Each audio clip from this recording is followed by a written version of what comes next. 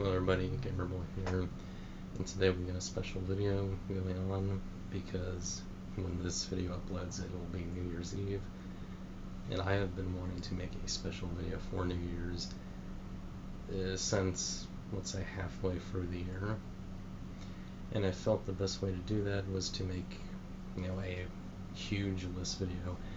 I thought no better to do that than with books, because in the last few years I have gotten back into books and now a huge book fan. I have at least 4 bookshelves. Some of them are technically improvised bookshelves nonetheless.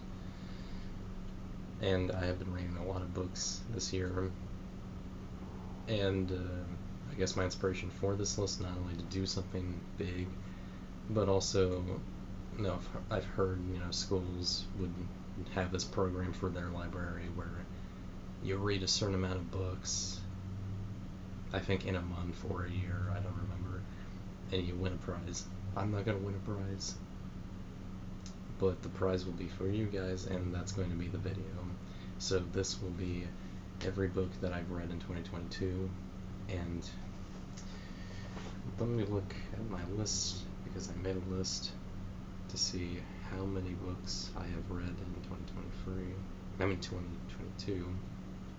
There might be one for 2023 though, who knows. Total of 36 books. I have read 36 books in 2022, which is, I'd say, over 2 times the average, because in most cases the average person reads up to 12 books a year, so that's like 1 book per month, which is very reasonable unless you're a nerd like me, and I've gotten to this number. But it'll make a good long video, so I hope you guys enjoy it, and I hope maybe some of the books that I list here will be something you might want to read in the future, or something you already have read and you're excited to see me have read it. But let's jump right in. Number 1 on the list is Golden Buddha by Clive Cussler. If you saw my top 10 favorite authors video, you will know that he is on this list. There it is. And I mentioned a story on how I came across this book in particular.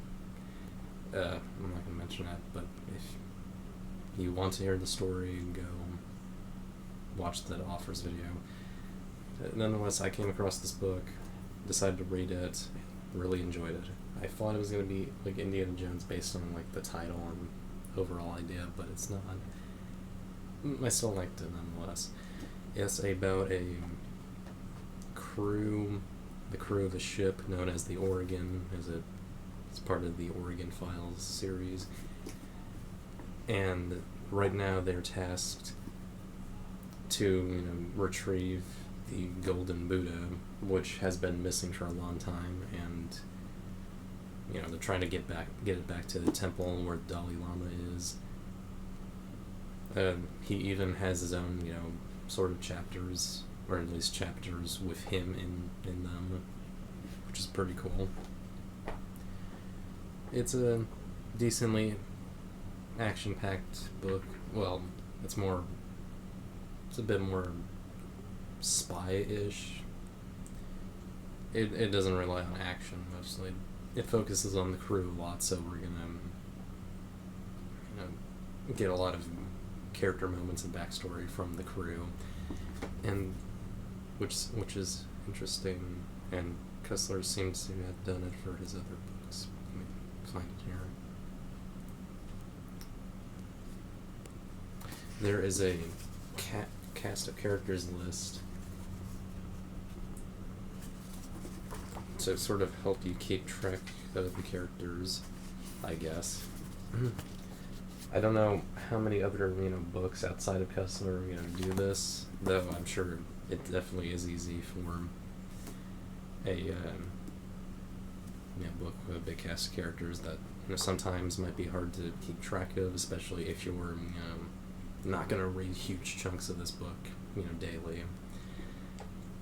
But yeah, this was a good first look at Cussler's work, and I was so enthralled by it that I picked up his next book for the next entry on this list. Number 2 on the list is another Cussler book, Celtic Empire, also written with his son Dirk Cussler, which is really nice, and is part of one of his bigger series, the Dirk Pit series. And yes, he named his character after his son. I think he named his character after his son, not the other way around, I'm not sure. But this was kind of what I was expecting when I first picked up Golden Buddha, a single main character Indiana Jones type of book. And this is kind of what I got after looking for it. I looked at Barnes & Noble and found this. The only big problem is that I picked the wrong book, because this is later into the series and there was some elements that were pretty confusing because they probably are explained better in the other books. But it didn't ruin my experience at all. The story, at least, doesn't follow the other books. This is still contained enough. It just has a lot of references to stuff that happened previously. Again, didn't ruin anything. It's about Dirk Pitt, who is, I guess supposed to be a semi-retired adventurer who works for a marine organization known as Numa, which is actually a real marine organization that Dirk Pitt Clive Cussler himself founded, which is really cool. And that's a huge part of his books. He's a very passionate marine biologist, I guess you'd call him. I'm not sure what you'd actually call him. But he's really passionate about that, and you can see that in his work. Obviously, he doesn't just do all marine stuff. He clearly delves into other subjects. The title, of course, plays a part. It refers to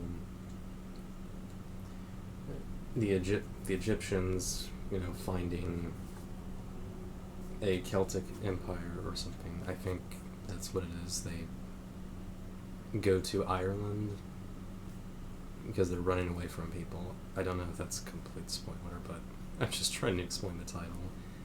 But Dirk and his family, his son and daughter, are all trying to solve this mystery and find the treasure related to this Egyptian princess.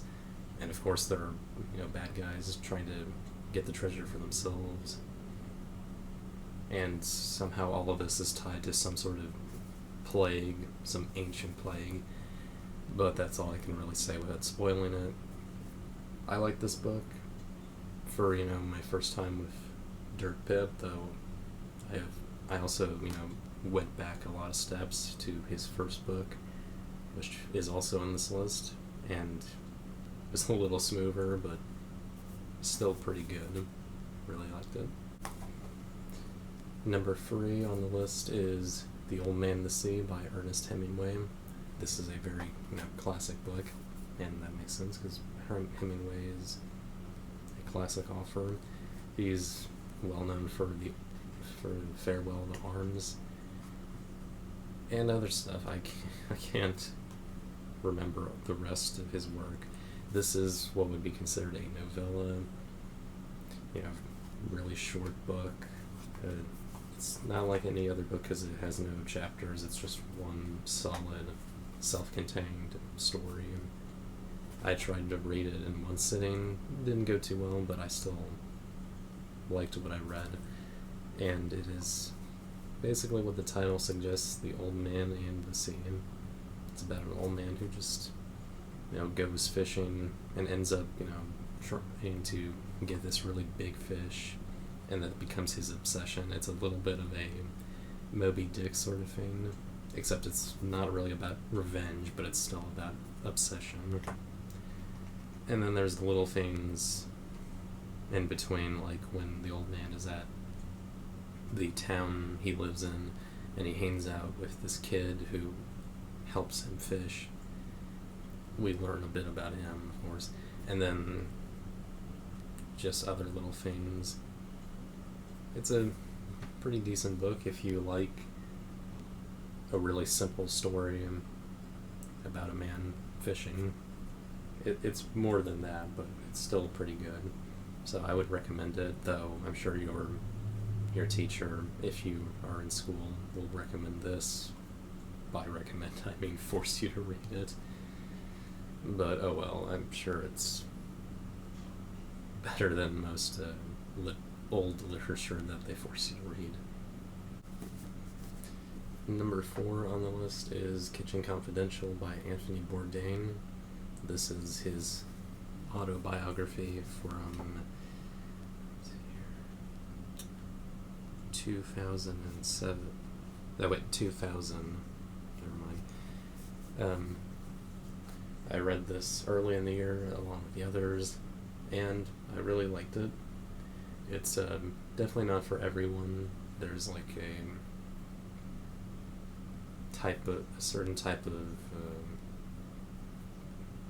I guess sarcasm and pessimism sprinkled here and there that might turn people off, alongside his type of humor.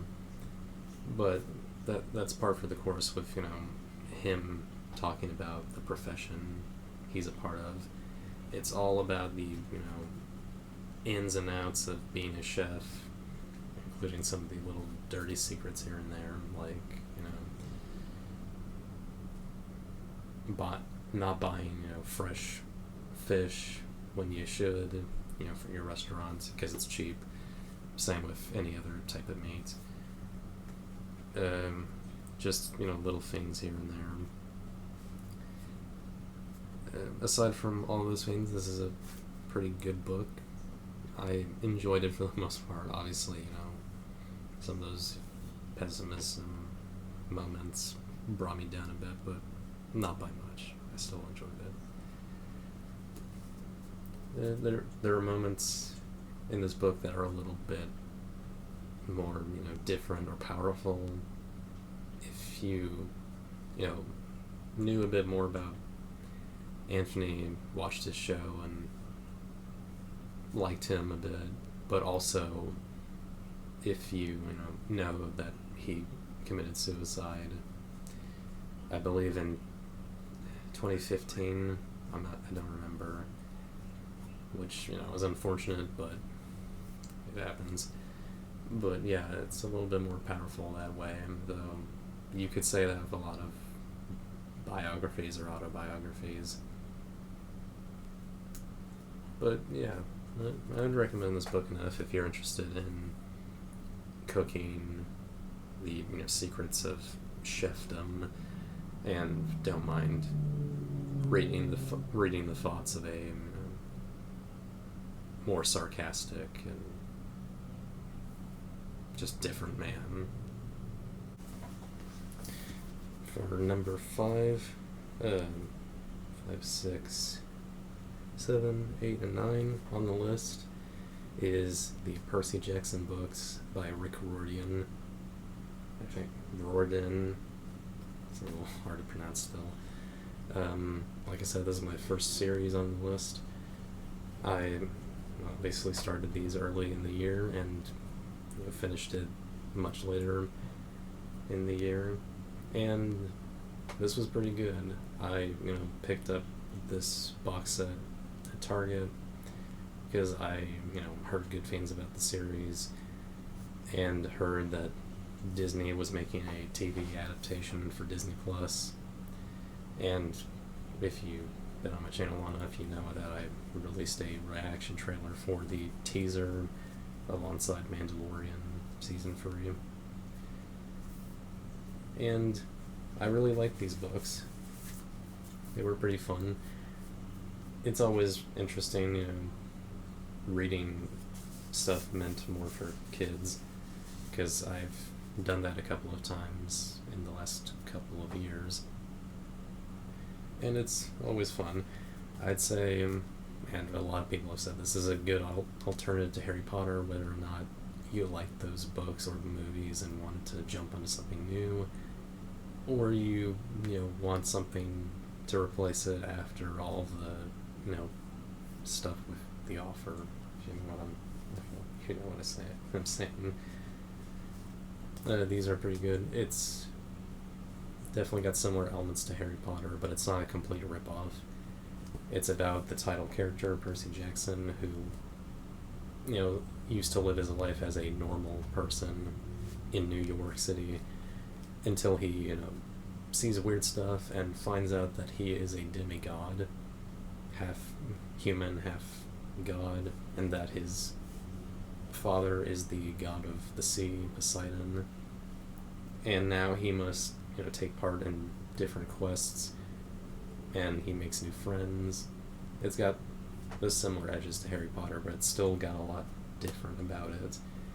Of course, the Greek mythology stuff, which I definitely liked because I'm interested in Greek mythology, or I was, and still kind of am. So it was nice seeing how these books portray these gods. It's obviously not completely accurate still.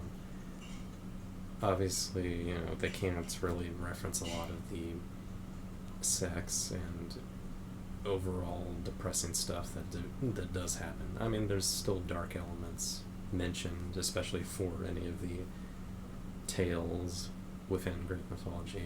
But yeah, definitely none of the real sex stuff, or the fact that Zeus was a single brain cell rapist.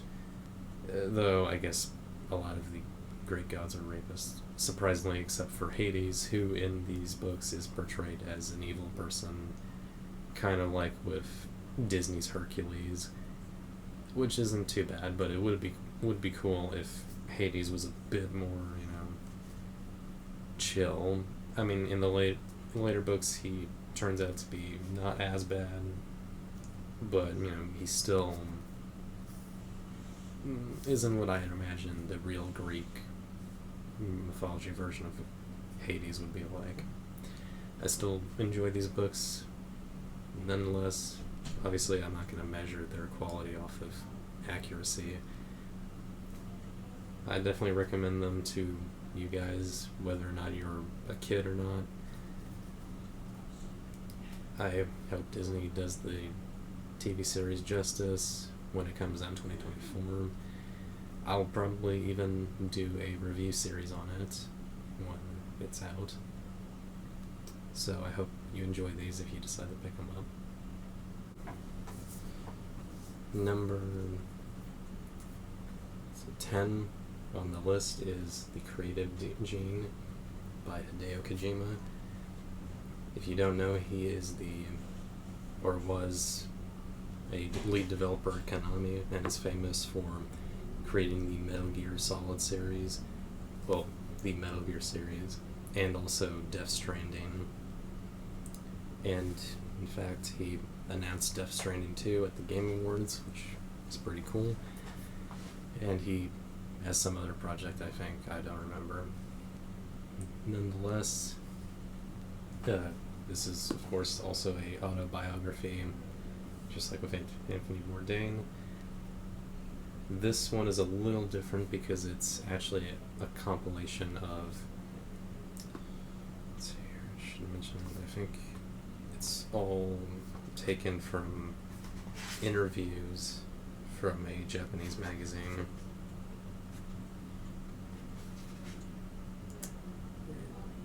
I'm pretty sure that's what it is supposed to be. But in this book, he, talks about the things that inspired him from childhood to adulthood, and helped him make the Metal Gear series as we know it, and all the other games he's made.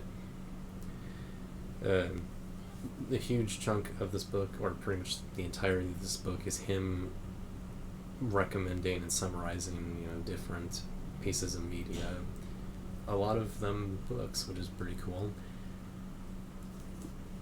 Let's see here, let's find an example.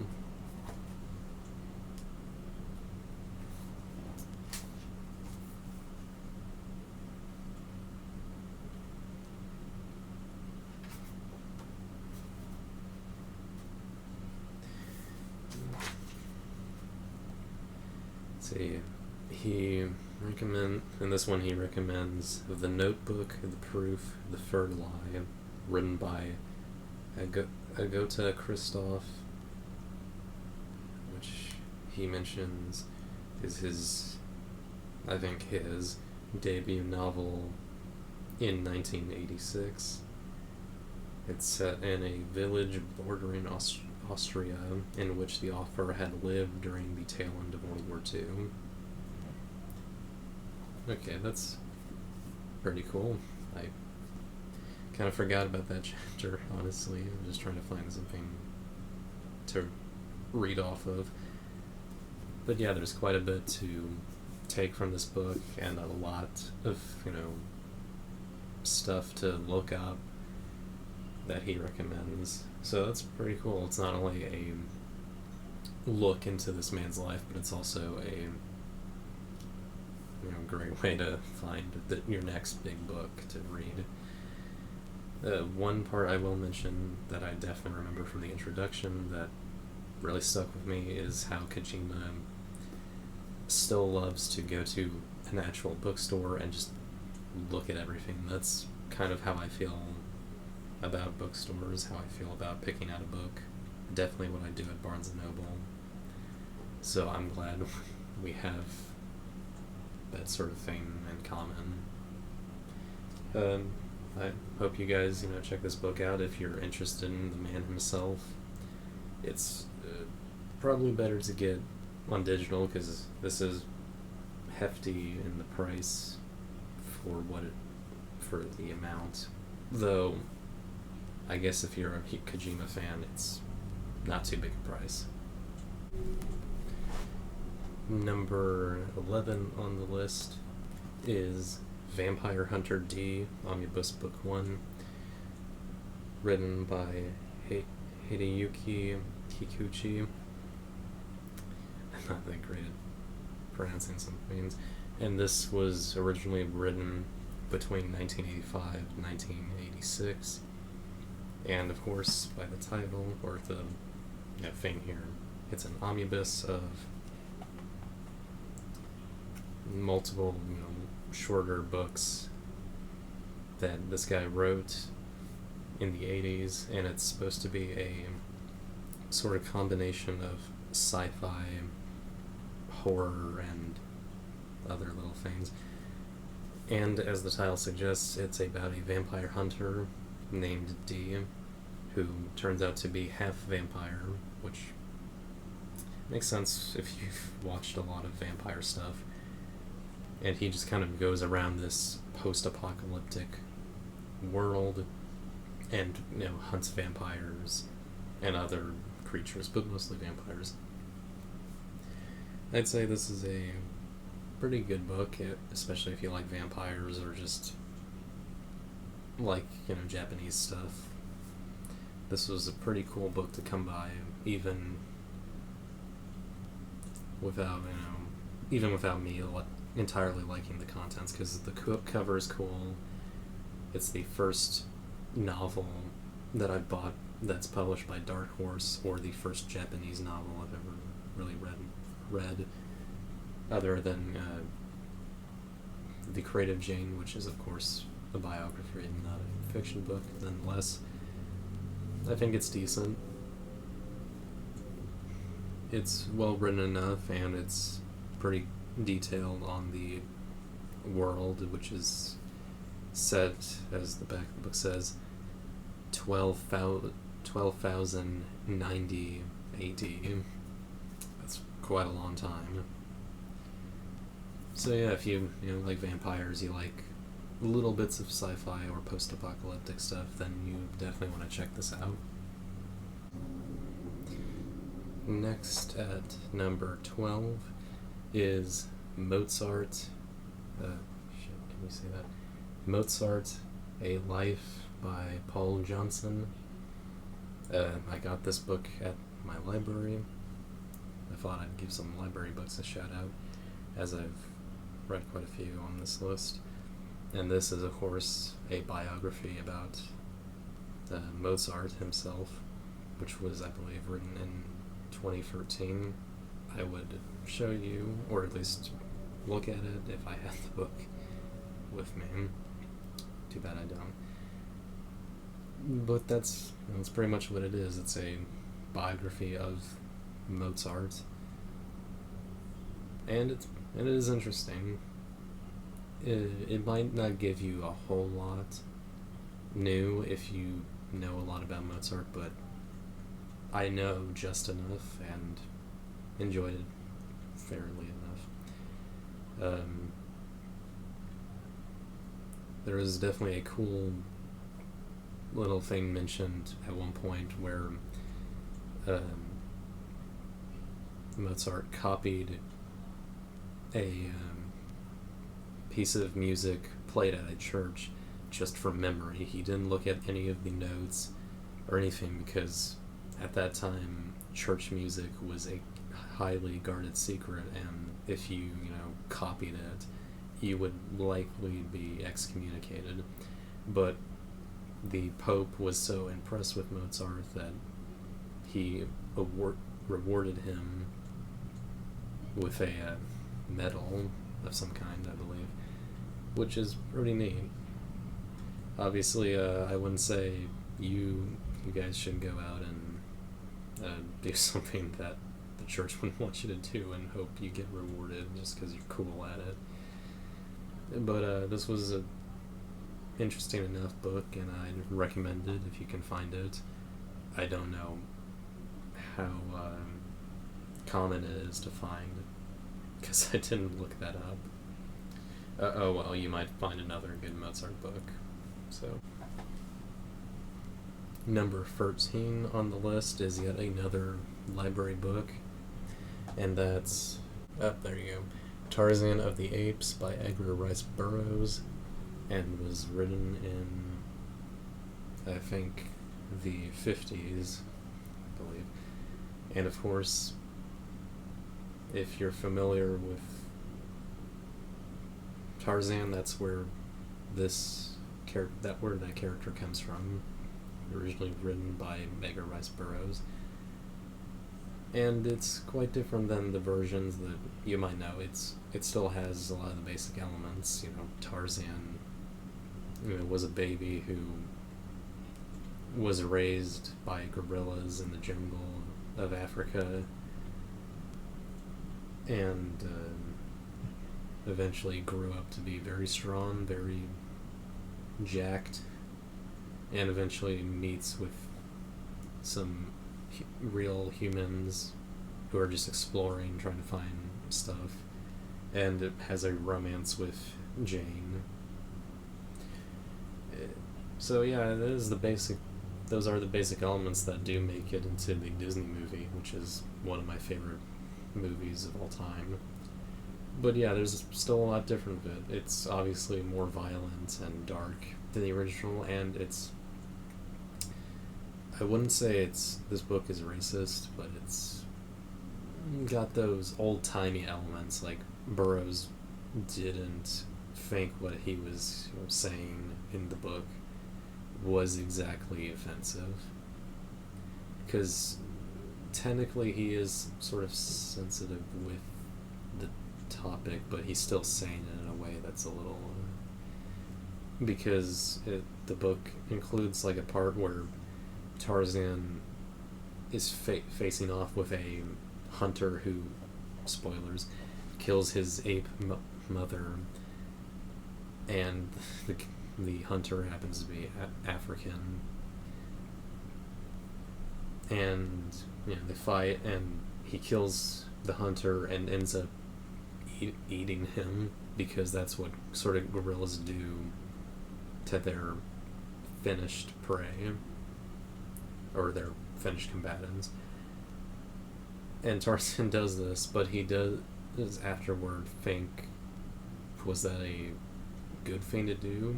Because he recognizes that he looks very similar to him as a human. So there is that element of sort of acknowledging that other races are human, which, I guess is progressive at the time. But yeah, obviously the language portraying all of that is a little iffy if you're reading this in 2022. But I just got past it because I was like, yep, that's just how it happened. It sucks, kind of sucks, but I'm just gonna try to get through the book. It's decently written. Burroughs is a good author, and he is a little bit more famous for writing the John Carter book series. But yeah, that's kind of all I have to say. Pretty decent. I in some ways prefer the movie, but that's just my tastes. Let me know what you think about Tarzan or any of the other Tarzan books. Number 14 on the list is A Wizard of Earthsea by Ursula K. Le Guin, and this is yet another older book written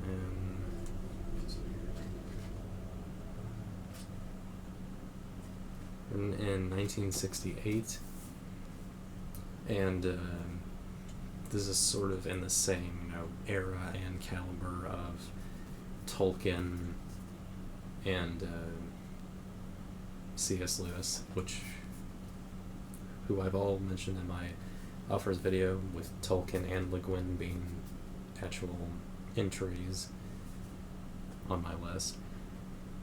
As you could see in that, I haven't read a huge amount of her books. I only really have 2, but I still felt it was right to give her due, because she's somewhat underrated when it comes to fantasy authors of that time, especially for a woman at that time. Obviously, there are fantasy authors and authors in general who are women in abundance now, but for the 60s, especially for fantasy, this was pretty unique. And she's pretty good at writing it. Obviously, there's little, writing elements here that are dated, at least in my eyes, like the way commas are used, or just any punctuation. Just a little different, though, I guess. Punctuation and sentence structure is just a little different for different authors, including myself to an extent, if I'd call myself an author. I'd say a writer. I'm definitely not an author quite yet. But the main gist of this book is it's about a young boy named Ged who finds out that he can actually do magic after his aunt kind of teaches him a bit, and then he goes off with a older sorcerer named Jayan, who takes him on some adventures, but eventually Ged goes off on his own, also goes to a wizarding school, no connection to Harry Potter, obviously, and just learns more about himself and becomes a better person and a better sorcerer, or a better wizard. I mix those guys up, I guess. But yeah, I would recommend this book if you're looking for something that's older and still fantasy, and just something that you might not have found. I would definitely thank YouTuber Dominic Noble for introducing me to this pretty good author, and I can't wait to read more of her work in the future. Number, let's see here, 15,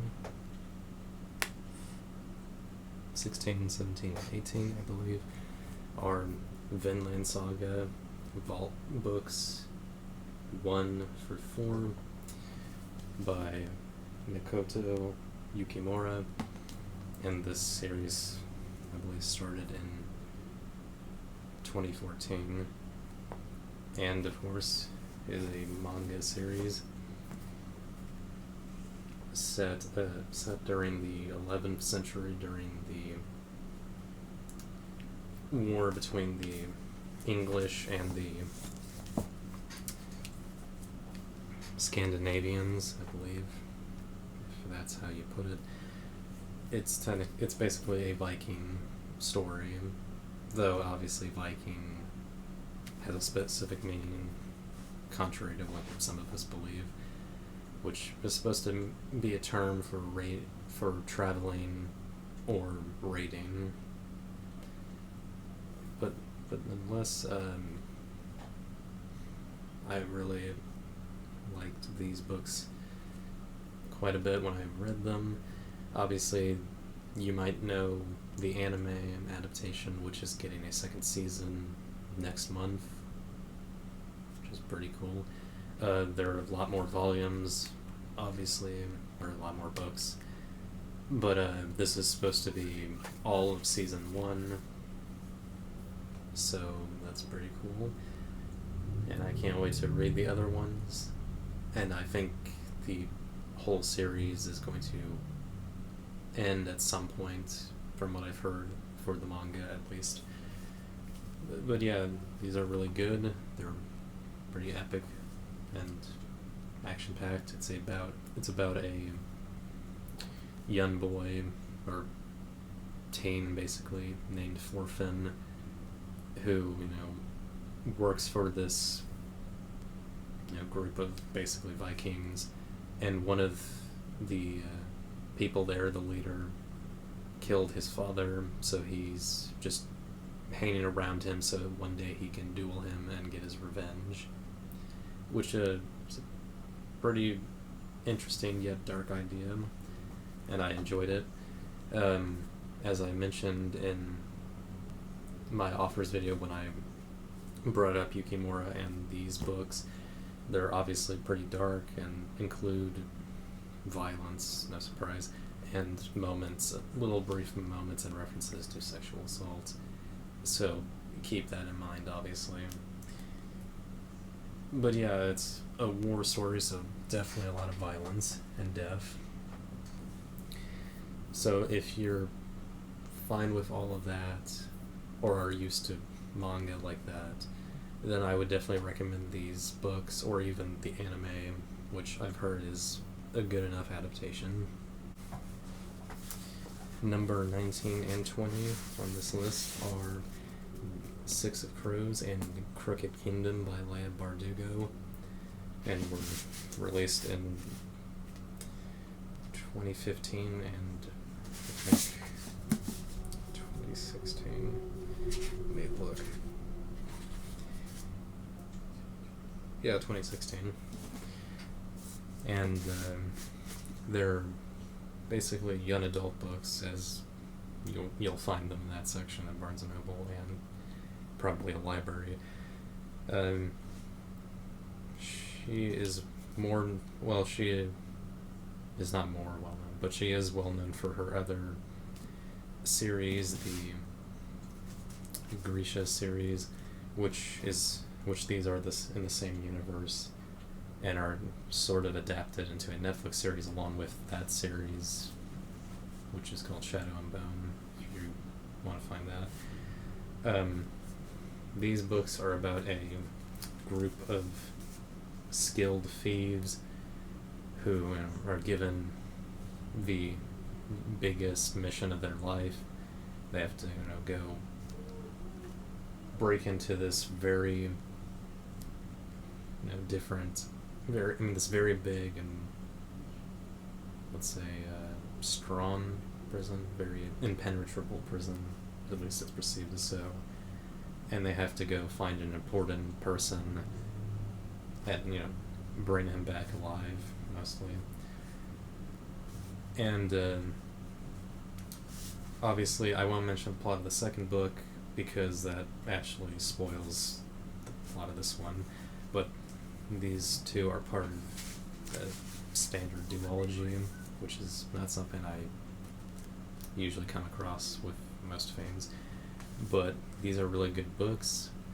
They definitely have a great cast of characters, and in some ways they're just a little bit better and more expanded upon in the second book, but that's just because you're now used to them from the first book and now getting to learn more about them. But I love both these books. Obviously, I'm late to the party that probably started when these two came out, but clearly it seems, from what I've seen, that people will still really love these books. And I would be interested to see what the author does next. I don't think she has written anything too new lately, but I will definitely be on the lookout for that, and I hope you guys come across these two and read it however you can. Number 21 is Pacific Vortex, also by Clyde Cussler, and is the first ever Dark Pit novel. Like I said before, I've actually got to the actual first point in the series after, mistakenly reading one of the later books. And this is another pretty good one. I'd say I prefer his later writing style from what I've read of the two so far. And that's all I have to say critically. The plot is about Dirk Pitt on his first real mission, or adventure really, where he comes across some sort of secret document floating in a container in the ocean, and he's in Hawaii, by the way, and he brings it to the government, and it turns out it's from a new top-of-the-line submarine that went missing recently, and he's got to help, solve the mystery. That's kind of the gist of it without spoiling it. I liked it quite a bit, though I'm obviously into these adventure type of books for the most part. So I would also recommend this, though probably recommend the later ones just in terms of the overall writing style. Number 22 on the list is The Case of the Vanishing Blonde and Other Cases by Mark Bowden. If the glare will leave. Another library book I read. This is a true crime book, and as the title suggests and the subtitle, it's about one specific case and then a bunch of others, but it's not like the title of the case is the true main focus. If you like true crime, you might enjoy this book. It's not always my thing. I prefer hearing about that type of stuff when it's like pretty old, or at least a specific type of case or crime. I'm not like really into looking deep into the depressing, especially recent stuff. I definitely don't like looking at the recent true crime stuff. But yeah, if you like that genre, especially for books, then you'll like this. I guess that's all I have to say. Number 23 is Baby Wolf and the Three Little Peas by J.D. Arnold and Richard Kowalski.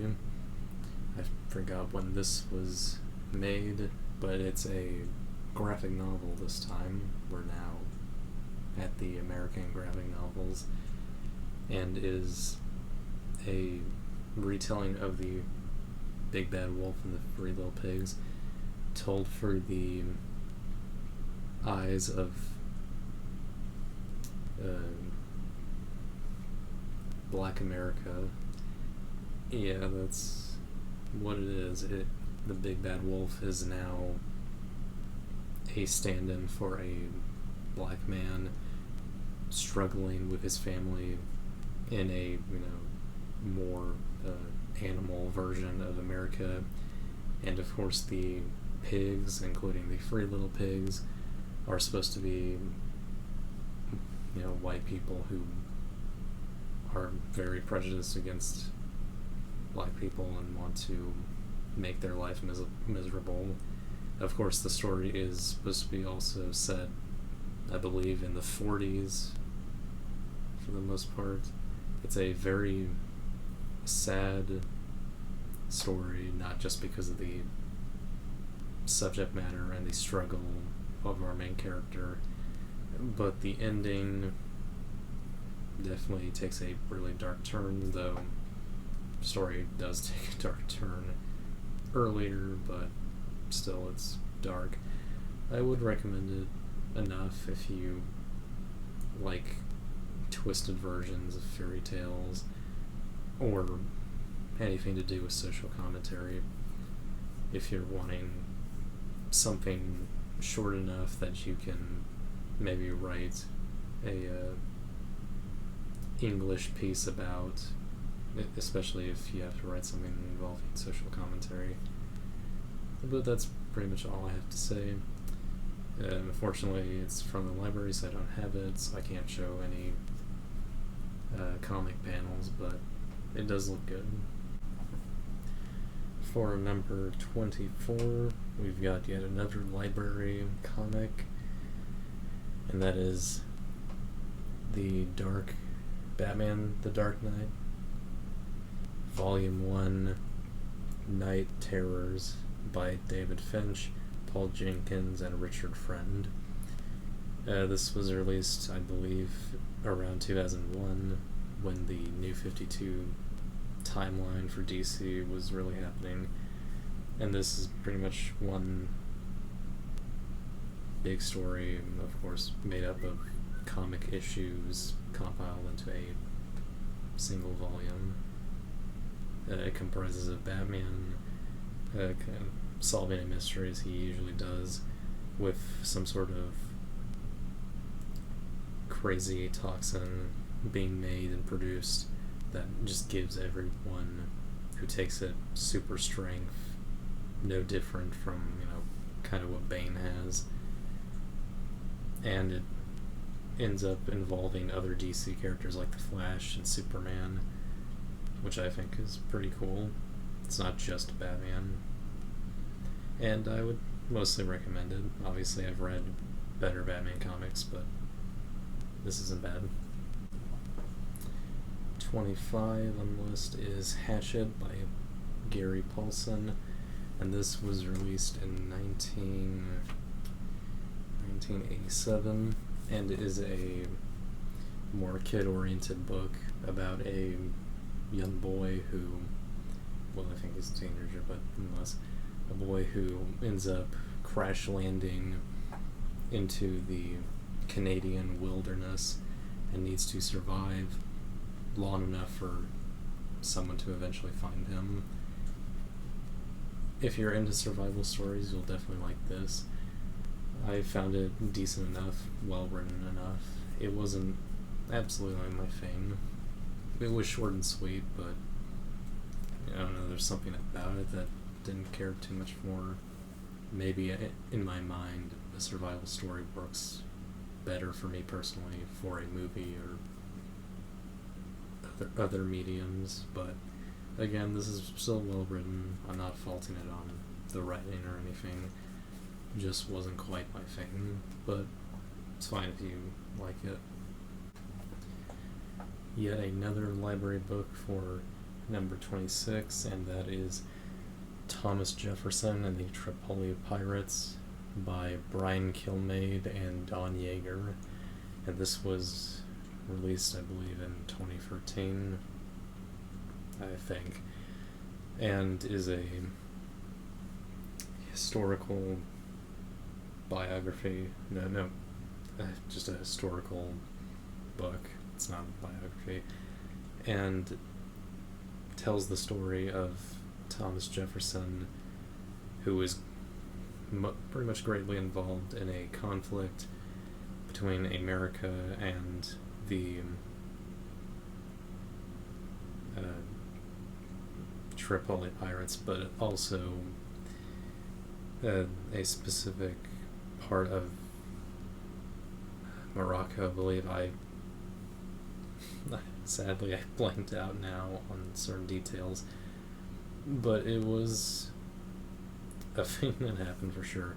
You can look it up on Wikipedia if you need more information on that, but I found it interesting enough. It's probably not the greatest history book that I've read. I mean, book as in a book comprising of one part of history, but I liked it enough. You might not like it as much if you're less interested in history than I am, but if you're more interested in American history, especially Thomas Jefferson, then you should be fine with this book. 27 is Dracula by Bram Stoker in audiobook form. The book, of course, was written in the 19th century by Mr. Stoker himself, and the audiobook was released in 2013 and has a whole cast voicing all the characters from Alan Cumming, Tim Curry, Simon Vance, Catherine Kellgren, Susan Dearden, John Lee, Graeme Malcolm, and Stephen Crossley. Originally I was going to read the book, which I do happen to have, but the copy I have happened to have tiny text, and it's already a book that's very old, and sometimes I am not, a big fan of reading old books based on the writing style and just how, sometimes too detailed they are. So on top of that and the tiny text, I just didn't want to bother.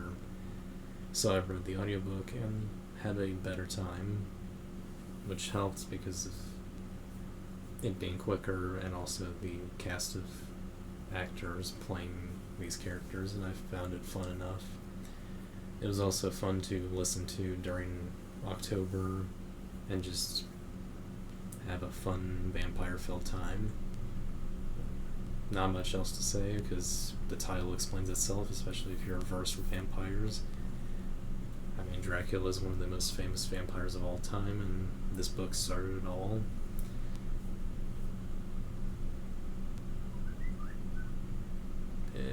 I don't think I need to mention the plot really, other than a group of people have to deal with Dracula. Obviously, he's in the shadows most of the book, but they soon catch on to him and try to take him out. It's kind of all I have to say without spoiling it. And again, it's a little self-explanatory because it is Dracula. So, yeah, if you're into vampire stuff, you could definitely check this book out, or even the audiobook version. 28 is Batman the White Knight by Sean Murphy. Sorry for the glare and the extra glare from the image.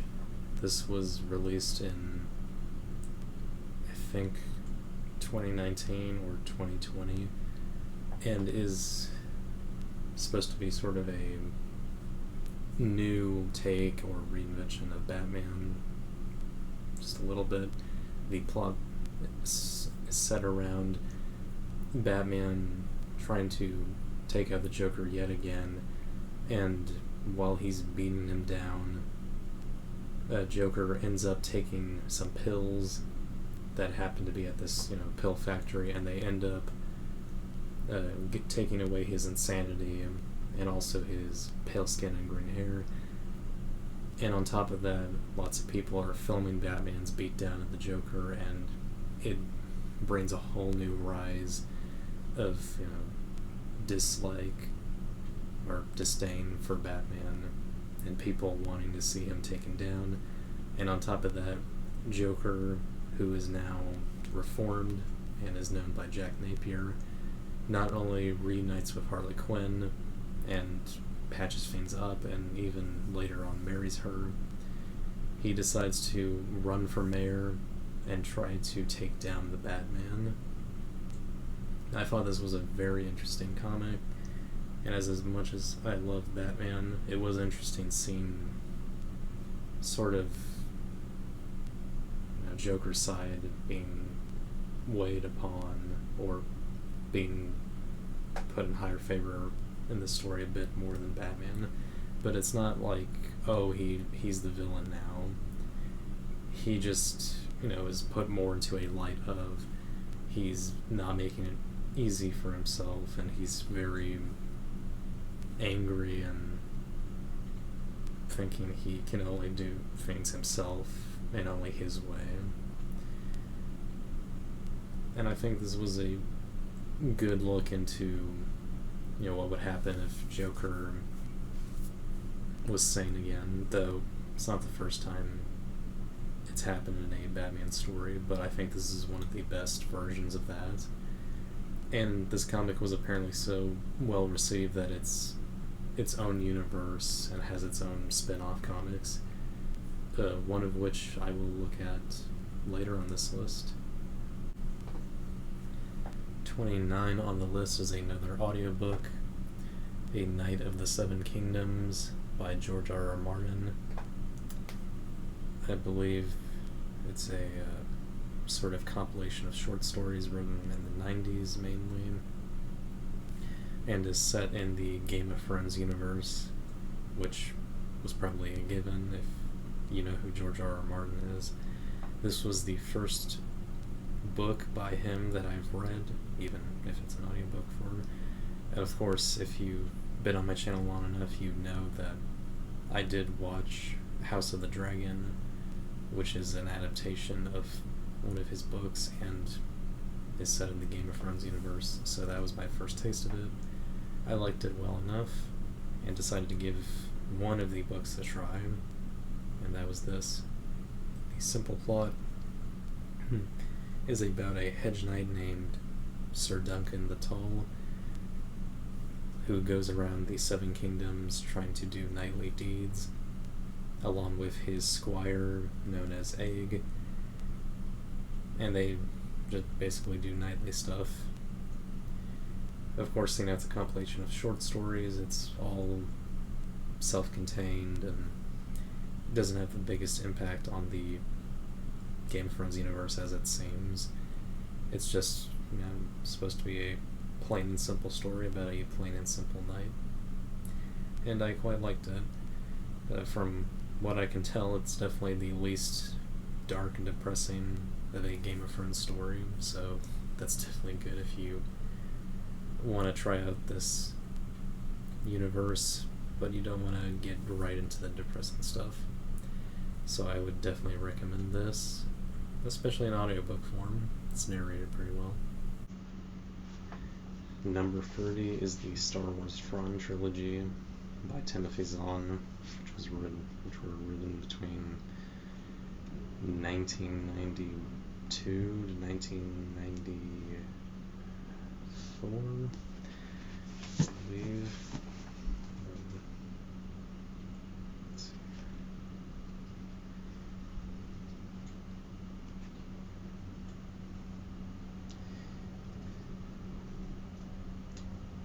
Should say somewhere 1991. Okay, so I like that. The basic plot of these books is that they all take place not too long after the events of Episode 6, Return of the Jedi. There's now a decent-sized remnant of the Empire still left after the Emperor's death. And the main bad guy, Admiral Thrawn, is, trying to bring the Empire's order back to the galaxy and destroy the New Republic with the help of a dark Jedi who wants to kidnap Princess Leia and her unborn children to, train them as his own apprentices alongside Luke Skywalker. They're interesting enough books. I wasn't as big on them, mainly because I don't know, something about Star Wars books haven't reached me as much as the movies do. Maybe it's because they work better as a visual medium to an extent. Obviously, they're well written enough. I just, didn't grasp it as much. But it wasn't pain to get through, obviously. Who knows, maybe there's a Star Wars book that grips me a bit more. And that might be because, this is just kind of an early story after the original movies, so you kind of want to see something bigger happen, which is probably what would happen with the later books where Leia's kids are grown up and an even bigger conflict has happened. But those are my thoughts on these books. I guess if you're a Star Wars fan, you could definitely check them out. They're pretty easy to find now that Disney or whoever had Del Rey has set up a new line of I guess re-released versions of the Legends books, which aren't technically canon, but clearly getting recognition. Who knows? For number 31, we then go to the White Knight universe again with Batman White Knight Presents Red Hood, which is a short 2-part miniseries which was released this year and is a single story involving Red Hood, who was previously Batman's sidekick Robin before he was kidnapped and tortured by the Joker and ends up running away after revealing that Bruce Wayne is Batman to him and leading a life of his own. Years later, when he reaches adulthood, he ends up coming across a young woman who dresses up as Robin and tries to do right for her community, and he ends up showing her the ropes and teaching her all he can, and in some ways trying to do better than Batman, and also realizing just why he hates Batman in most ways.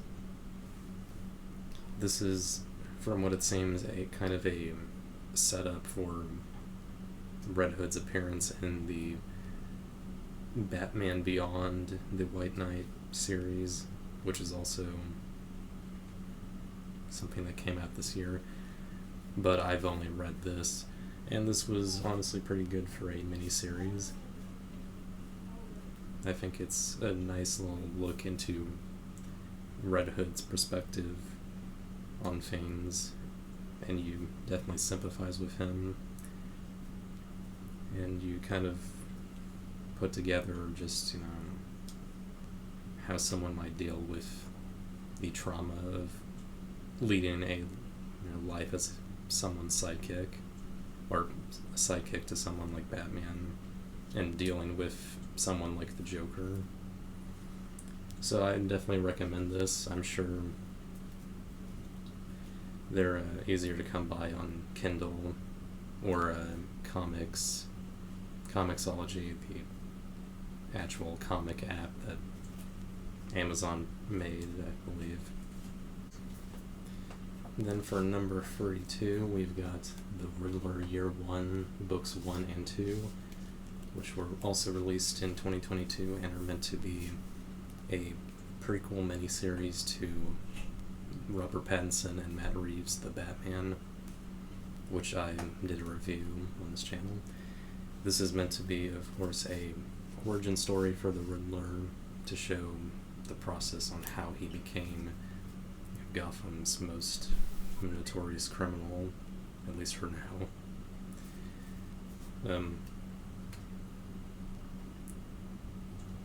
That's basically all I can really say about the plot without spoiling it, for the most part.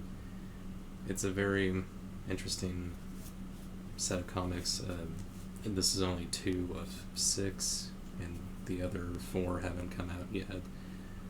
So we'll have to kind of see just what happens and what the other pieces to this puzzle will be for the upbringing of the Riddler. For number 35 is Batman One Bad Day, Mr. Freeze number 1, which was also released this year and is meant to be part of a whole series of comics starring Batman's different villains, all titled One Bad Day, which is meant to follow a line Joker said in The Killing Joke, where he mentioned one bad day is all it takes. With this one, it's Mr. Freeze's origin story and how he became the man he is now.